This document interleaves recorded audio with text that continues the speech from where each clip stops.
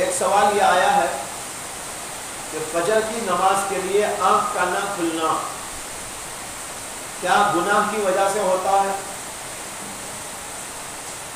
اور کون سے اسباب ہیں جس سے آدمی فجر کی نماز سے محروم ہو جاتا ہے؟ گناہ ایک ایسی نحوست ہے کہ اس کی وجہ سے آدمی نہ صرف فجر کی بلکہ بہت ساری نیکیوں سے محروم ہو جاتا ہے۔ اور گناہ کی وجہ سے بعض وقت ایسا بھی ہوتا ہے کہ نماز تو پڑھتا ہے لیکن نماز کی لذت سے محروم ہو جاتا ہے۔ بعض حدیثوں سے بھی یہ مضمون ثابت ہوتا ہے۔ تو کبھی تو ایسا ہوتا ہے کہ گناہوں کے نتیجے میں نیکیوں سے محروم کر دیا جاتا ہے۔ نمازیں نہیں پڑھتا، یا تو فجر کی نہیں پڑھتا، یا کوئی اور نہیں پڑھتا، تلاوت سے محروم، ذکر سے محروم اور نیکیوں سے محروم۔ اس لیے کہ گناہ دراصل ایک گندگی ہے، پلیدی ہے، نحوست ہے، وہ نیکیوں کے ساتھ جمع نہیں ہوتی۔ آپ نے کبھی دیکھا ہے کہ ایک ہی پلیٹ کے اندر پاخانہ بھی اور حلوہ بھی دونوں رکھ کے دیا گیا ہو، کوئی رکھنا تیار ہوگا؟ اسی طرح اللہ ہمارے دل کے اندر گناہوں کے جذبات ہم پال رہے ہوں تو وہاں عبادت کا چسکا کیسا دے دے، نیکیوں کا چسکا کیسا دے دے؟ اس سے محروم کر دیا جاتا ہے۔ تو عام طور پر تو ایسا ہوتا ہے کہ نیکیوں کی لذت چھین لی جاتی ہے، اور بڑھتا ہے یہ قصہ تو یہاں تک نوبت پہنچتی ہے کہ نماز سے بھی محروم کر دیا جاتا ہے۔ حضرت شاہ عبد العزیز محدث دہلوی رحمۃ اللہ علیہ نے لکھا ہے کہ آدمی جب نیکیاں چھوڑتا ہے، مستحبات چھوڑ دیتا ہے، تو مستحبات چھوڑتے چھوڑتے وہ سنتوں کو چھوڑنے لگتا ہے۔ جب سنتیں چھوڑنے کی عادت بن جاتی ہے تو پھر آگے چل کر فرائض کو ترک کرنے لگتا ہے۔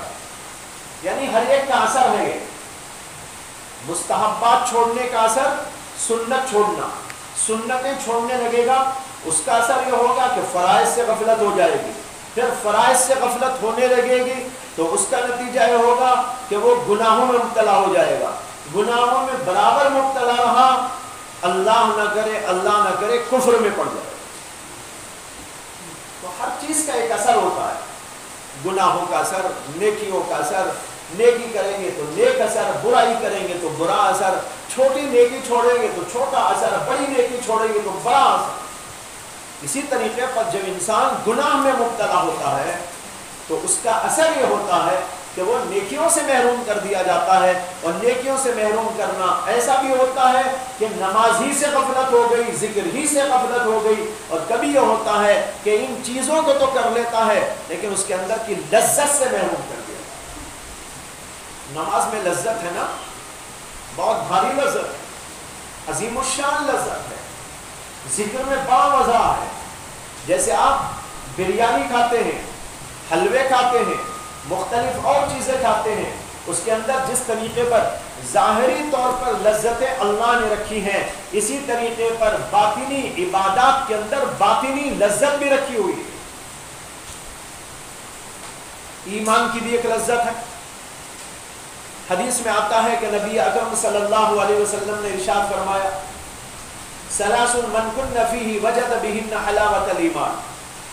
تین چیزیں ایسی ہیں کہ جس آدمی کے اندر وہ تین چیزیں ہوں تو اسے ایمان کی حلاوت مل جاتی ہے، یعنی ایمان کی ایک لذت ملتی ہے، اسے اندر اندر محسوس ہوتا ہے۔ وہ تین چیزیں کیا ہیں؟ ان یکون اللہ ورسولہ احب الیہ مما سوا۔ ایک بات یہ ہے کہ اس کے نزدیک اللہ اور اللہ کے رسول سب سے زیادہ محبوب ہو۔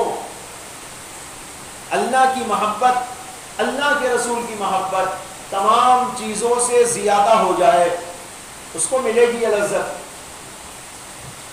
دوسرے یہ ہے وَأَن يَكُونَ الْمَرْءُ لَا يُحِبُّهُ إِلَّا لِلَّهِ، کسی نیک اللہ والے سے محبت رکھے لیکن اس کی محبت صرف اللہ کے لیے، کسی اللہ والے سے اللہ کی خاطر محبت رکھے گا، اس کو یہ ایمان کی حلاوت اور ایمان کا مزہ ملتا ہے۔ اور تیسرے یہ ہے کہ وہ آدمی کفر کی طرف لوٹنے کو اسی طرح مکروہ اور برا سمجھے جیسے کہ آگ میں ڈالے جانے کو برا سمجھتا ہے۔ کون سمجھتا ہے کہ بھئی آگ میں مجھے ڈال دیا جائے؟ جیسے آگ سے بچتا ہے آدمی، اسی طرح کفر سے بچنے والا ہو۔ تو جو تین ان چیزوں کو اپنے دل میں پیدا کر لیتا ہے اس آدمی کو ایمان کا مزہ ملتا ہے۔ تو دیکھو ایمان کا مزہ ہے، نماز کا بھی مزہ ہے۔ جب آدمی نماز پڑھتا ہے دل کے ساتھ، توجہ کے ساتھ، اللہ کو حاضر ناظر جان کر، اللہ سے تعلق کے ساتھ، اللہ کی محبت کے ساتھ، اللہ کی محبت میں لبریز ہو کر جب عبادت نماز پڑھنے لگتا ہے تو اس کو وہ مزہ ملتا ہے، وہ مزہ۔ ایک صحابی کا واقعہ آتا ہے کہ جہاد کے موقع پر ایک جگہ اللہ کے رسول علیہ السلام نے رات میں قیام کیا تھا، تمام صحابہ سو گئے، اللہ کے رسول بھی سو گئے، دو صحابہ جاگتے رہے دیکھنے کے لیے، نگرانی کرنے کے لیے۔ ایک نے کہا کہ آپ بھی سو جائیے، میں جاگ لیتا ہوں، کوئی بات نہیں ہے۔ ٹھیک ہے، وہ بھی سو گئے۔ ایک صحابی تھے، انہوں نے دیکھا کہ کوئی بات نہیں ہے، سب سو رہے ہیں، بڑا سہانا وقت ہے، اس وقت میں کیا کروں؟ آج کا کوئی نوجوان ہوتا تو موبائل لے کے بیٹھ جاتا ہے نا، کوئی نہیں ہے کیا کروں؟ موبائل۔ لیکن وہاں اللہ والے تھے، انہوں نے کہا کوئی نہیں ہے لیکن میرے ساتھ میرا پروردگار ہے۔ اس وقت تو نبی بھی سو رہے ہیں، نبی کے صحابہ بھی سو رہے ہیں، میں جاگ رہا ہوں، اللہ میرے سامنے ہے، کیوں نہ میں اللہ کے سامنے کھڑے ہو کر عبادت کروں؟ مزہ آ رہا تھا ان کو اس تنہائی میں، اللہ کی یاد میں کھڑے ہو جاتے ہیں، نماز پڑھنا شروع کر دیتے ہیں۔ یہاں تک کہ ایک دور سے کافر نے دیکھا ان کو اور ان کے اوپر تیر چلانا شروع کر دیا، خون نکلنے لگا، لیکن وہ صحابی برابر نماز میں تھے۔ وہ بازو جو سو رہے تھے صحابی وہ بھی اٹھ گئے، دیکھا تو یہ نماز پڑھ رہے، تیر لگے ہوئے ہیں، خون رس رہا ہے۔ جب انہوں نے سلام پھیرا تو پوچھا ارے بھائی آپ کا یہ حال کیا ہو گیا؟ خون ہی خون، خون ہی خون، آپ نے نماز کیوں نہیں توڑ دی؟ تیر لگے، زخم ہو گئے، آپ نے نماز نہیں چھوڑی؟ انہوں نے کہا میں ایک سورت کی تلاوت کر رہا تھا، اس میں مجھے وہ مزہ مل رہا تھا کہ میں نے نماز کو نہیں توڑا۔ یہ ہوتی ہے عبادت کی لذت، تلاوت کی لذت، اسی طرح ذکر کی لذت، ہر چیز کے اندر لذت موجود ہے، لیکن یہ لذت اسی کو ملتی ہے جس کا دل بن جاتا ہے۔ اسے کہ لذت تو دل ہی کو نہ نصیب ہوگی۔ اس کو ایسا آپ مثال سے سمجھیے کہ کسی کا جیب کا مزہ خراب ہو گیا، بعض وقت ہوتا ہے بیماریوں کی وجہ سے آدمی بیمار چلا، بہت زمانے کے بعد اس کے منہ کا مزہ ہی خراب ہو گیا، اب اسے میٹھا کھلاتے ہیں لیکن کڑوا لگتا ہے، اب اسے کچھ بھی منہ میں رکھو نکال دیتا ہے، کہتا ہے ارے کڑوا میں نہیں کھاتا۔ لوگ کہتے ہیں یہ اتنا میٹھا ہے، کتنا پیارا ہے، کیسا لذیذ ہے، لیکن کہتا ہے نہیں میں تو نہیں کھاتا۔ کیوں؟ زبان خراب ہو گئی۔ جب زبان خراب ہو جاتی ہے حلوے کا مزہ نہیں آتا، جب زبان خراب ہو جاتی ہے تو دودھ کا مزہ نہیں آتا، جب یہ خراب ہو جاتی ہے بریانی کا مزہ نہیں آتا، تو بھائی جب دل خراب ہو جاتا ہے تو نماز کی لذت نہیں آتی، ذکر کا مزہ نہیں آتا، ایمان کی حلاوت نصیب نہیں ہوتی۔ اور دل خراب کب ہوتا ہے؟ دل خراب ہوتا ہے اس وقت میں جب دل کے اندر سے اللہ کی محبت نکل کر دنیا کی محبت سما جائے، گناہوں کی محبت آ جائے، آدمی گناہ میں لذت محسوس کرنے لگے تو جو دل گناہ کی لذت لینے لگا اسے اللہ کی محبت کی لذت کہاں آئی؟ تو معلوم ہوا کہ ہر چیز کے اندر لذت ہوتی ہے۔ تو اس طرح جب آدمی گناہ کرتا ہے تو وہ لذت اسے نہیں ملتی، اس لیے کہ میں نے ابھی کہا نا کہ وہ دل خراب ہو گیا اس کا، جیسے زبان خراب ہو جاتی ہے دل خراب ہو جاتا ہے، جب دل خراب ہو گیا اب اسے کسی چیز میں مزہ نہیں آئے گا، بلکہ اسے تو ان عبادتوں کے انجام دینے سے نفرت آنے لگے گی۔ جیسے جیب کا مزہ خراب ہو جاتا ہے، منہ کا مزہ خراب ہو جاتا ہے تو بریانی سے آدمی بھاگتا ہے، اسے منہ میں بھی رکھ دو تھوک دیتا ہے، حلوہ کھلاؤ تو قے آ جاتا ہے، بالکل اسی طرح اس کو نماز کی دعوت دو بھاگنے لگتا ہے، ذکر کے لیے کہو گھبراہٹ ہوتی ہے، تلاوت کے لیے کہو تو اس کا دل پریشان ہو جاتا ہے، تیار نہیں ہوتا وہ۔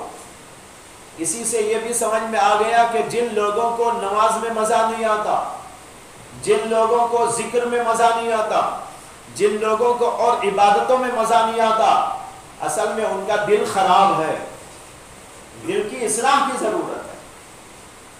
حضرت حکیم الامت تھانوی رحمۃ اللہ علیہ کے ایک ملفوظ میں اس کی طرف اشارہ ہے۔ کسی نے ان سے کہا کہ حضرت ذکر کرتا ہوں تو مزہ نہیں آتا، انہوں نے کہا کہ بھائی ذکر کرتے رہو، اس نے کہا مزہ آتا نہیں ہے، فرمایا کہ جب مزہ آئے تو غذا سمجھ کر کرو، اور اگر مزہ نہ آئے تو دوا سمجھ کر کرو۔ نماز میں مزہ آئے آپ سمجھیے غذا مل رہی ہے، بریانی ہے، حلوہ ہے، اور اگر مزہ نہیں آ رہا ہے تب بھی آپ کرو، جبر کے ساتھ میں کرو۔ تہجد کو اٹھنے جی نہیں چاہ رہا ہے، جبر کے ساتھ میں اس کو نفس کو اس کو لگاؤ، اور یہ سمجھو کہ میرا نفس خراب ہے، میرا دل خراب ہے، اسی لیے لذت نہیں آ رہی ہے، مزہ نہیں آ رہا ہے، اب یہی میری دوا ہے، اس لیے دوا کے طور پر اسے استعمال کرو۔ حضرت نے جو یہاں دوا کا لفظ استعمال کیا اس میں اشارہ ہے کہ دل بیمار ہے، بیمار آدمی تو دوا کھاتا نا، تو اشارہ ہے اس کے اندر، تو معلوم ہوا کہ اس کا دل خراب۔ اب اس دل کی اصلاح کی ضرورت ہے، لیکن عام طور پر اسی میں لوگ بہت زیادہ دوری اور بوجھ میں مبتلا ہیں۔ اسے کوشش کرو دل بن جائے، اس کے اندر اللہ کی محبت آ جائے، اللہ کا خوف آ جائے، اور نیکیوں کی لذت اسے محسوس ہونے لگے، گناہوں کی لذت اس کے اندر سے نکل جائے، چھوٹ جائے، اس بات کی کوشش مسلسل کی جائے، جب جا کر انشاءاللہ دل بن جائے گا، اور جب دل بن جائے گا تو ان کے اندر مزہ آنے لگے گا، اور عبادتوں کے اندر بھی جو ہے آدمی اٹھنے لگے گا، کام کرنے لگے گا، سب کچھ ہونے لگے گا۔ اس لیے گناہوں سے بچنے اور گناہوں سے بچنے کے لیے اپنے دل کو بنانے کی ضرورت ہے۔